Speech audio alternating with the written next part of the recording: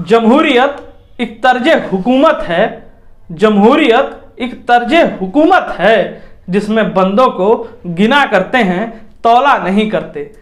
लेकिन तौलने से आपको भी कुछ महीने पहले एक पार्टी के बड़े नेता द्वारा अपने वोटरों को झौआ भर वोट में तौलना याद आ गया होगा। न याद आया हो तो यह वीडियो देख लीजिए। हमारा एक वोट बैंक है, झौआ भर वोट है। 160 सीटें निषाद बाउल हैं, 70 सीटें 70,000 75,000 से ऊपर है। ये पूरी उम्मीद है कि अब आपको याद आ गया होगा।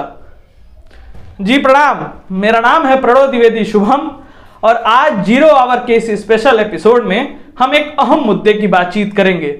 मुद्दा आपको भी अभी समझ आ जाएगा। 2021 के कोरोना काल बीतने के बाद विधानसभा स्तर की क्वारंटीन हुई राजनीति की भी धीरे धीरे मुख्यधारा में वापसी होने लगी और 2022 के चुनाव की तासीर धीरे धीरे गर्म होने लगी है। और इसीलिए बड़े बड़े चैनल्स पर भी अब विधानसभा की राजनीति की डिबेट शुरू हो चुकी है, लेकिन वो बहस मुद्दों पर नहीं हो रही है, अपितु की जातियों पर हो रही है। जाति हमारा अंतिम सत्य हो चुकी हैं।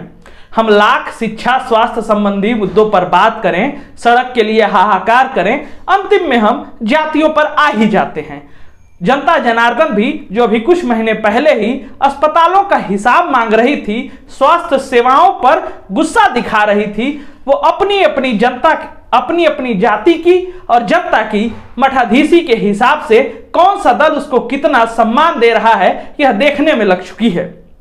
और अब जबकि माहौल पूरी तरीके से विधानसभा चुनाव के मद्देनजर गर्म हो चुका है, तब जातियों के मठाधीश बड़े दलों को धीमी धीमी मीठी मीठी धमकी देकर अपना उल्लू सीधा कर रहे हैं। जिस वर्ग की और जिस दल के हिसाब से मैंने वीडियो की शुरुआत की, मैं बात उन्हीं निषाद भाई बहनों की आज कर रहा हूं। निषाद भाई बहनों को अगर वोट परसेंटेज के रूप में देखें तो कुल 18% के आसपास यह मतदाता हैं। एक अच्छी संख्या है और इस हिसाब से इस संख्या को बटोरने के लिए, अपने पक्ष में मतदान करने के लिए इनके तमाम स्वघोषित नेता भी हैं जो कि समय समय पर खुद को निषादों का हितैषी बताते रहते हैं। परंतु यह उनके हित के कितने हैं यह आपको आगे वीडियो में पता चल जाएगा।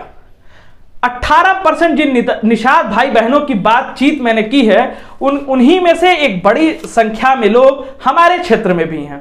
और जब मैं अपने क्षेत्र की बात करूं तो आपको नाम एक याद दिला दूं, करण निषाद। आज के 10-11 साल पहले एक 11 साल के लड़के ने सरयू की उफनती धारा में कुछ लोगों की जान बचाई थी और यह नाम आज राष्ट्रपति कार्यालय तक स्वर्ण अक्षरों में अंकित है उसकी वीरता पुरस्कार के लिए।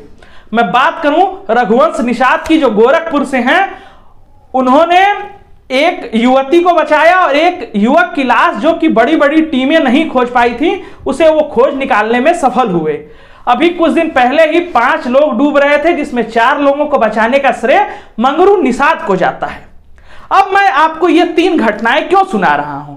मैं आपका ध्यान आकर्षित करना चाहता हूं निषाद भाई बहनों के अंदर इनबिल्ट उस प्रतिभा के ऊपर जिसे हम और आप तैराकी के रूप में जानते हैं,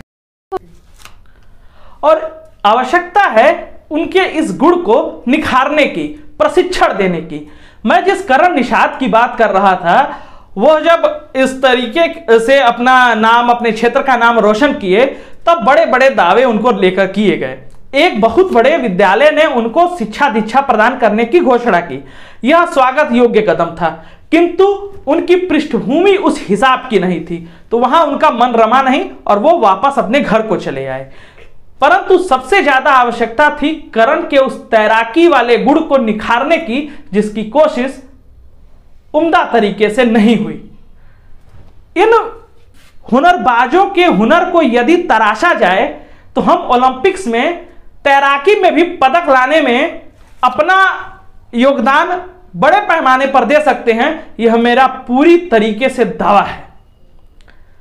यदि निषाद भाई बहनों के नेता जो इस जातीय आधार पर नेता बने फिर रहे हैं, उन्हें अगर उनके इस हुनर की चिंता हो तो इससे निषाद भाई बहनों का भी हित होगा, समाज का भी हित होगा और इस देश का भी हित होगा।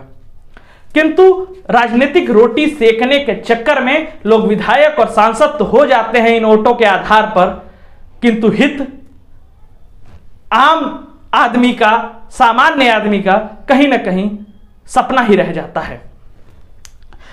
मैं जिन 3 उदाहरणों को दिया हूं उस 3 उदाहरणों का ही बस नाम नहीं है, बहुत से लोग हैं जो गुमनामी में जी रहे हैं। आप किसी भी नदी के आसपास चले जाइए, आपको छोटे छोटे बच्चे मुख्य धारा में, उफनती धाराओं में तैरते मिल जाएंगे।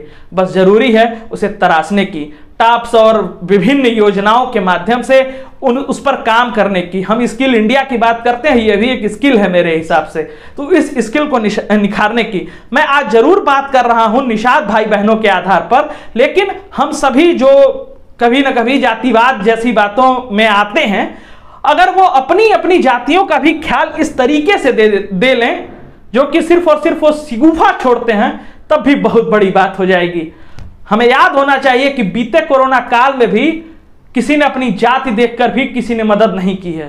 तो जातियों के पचड़े से बचकर हम इस तरीके के नेतृत्व तलाशें जो इस तरीके के हुनर को भी निखार सके। बस आज का मुद्दा यही था। हमारी कोशिश है और हमारी उम्मीद है कि इस चुनावी बेला में जब सरकार हर ओर और राजनीतिक दल हर ओर ध्यान दे लेते हैं, तो इस गुण पर भी ध्यान ले जाएं। ब्लॉक स्तर से शुरू करके और बड़े स्तरों तक तैराकी के उस प्रशिक्षण केंद्रों की स्थापना हो, उनको सिखाया जाए, जिससे वो अपना नाम रोशन कर सकें, परिवार का नाम रोशन कर सकें, समाज का नाम रोशन कर सकें और अंततः इस देश का नाम रोशन कर सकें। हमारे इस चैनल को अगर ये वीडियो हमारा अच्छा लगे तो लाइक कर दीजिएगा, और अच्छा लगे तो शेयर कर दीजिएगा, चैनल सब्सक्राइब कर दीजिएगा, वो घंटी वाली बटन दबा दीजिएगा। बहुत बहुत धन्यवाद।